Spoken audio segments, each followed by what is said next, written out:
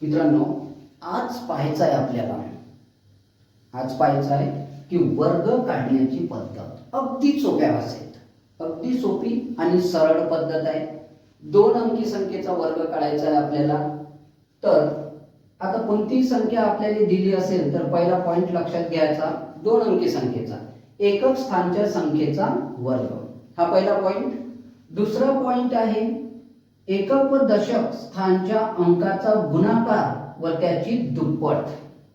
आणि तिसरा आहे दशक स्थानच्या अंकाचा वर्ग, दशक स्थानच्या अंकाचा वर्ग. बघा आता 87 चा आपल्याला वर्ग काढायचा आहे, म्हणजे 7 चा वर्ग 49.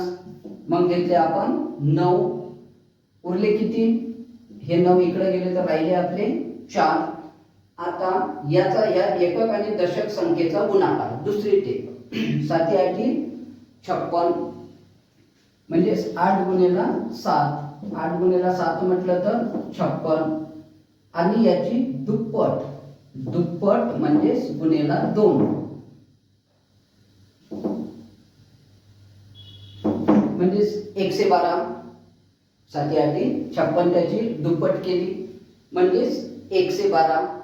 आता 112 मध्ये उरलेले 4 याद करायचे, म्हणजेच आपले 116.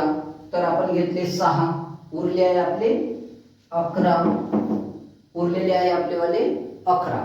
मग आता 8 म्हणजे दशक स्थानच्या संख्याचा वर्ग आणि दशक स्थानचा अंक आहे आपला 8, म्हणजेच 8 चा वर्ग 64. आणि 64 मध्ये आपण उरलेले 11 याद केले तर आपले झाले 75.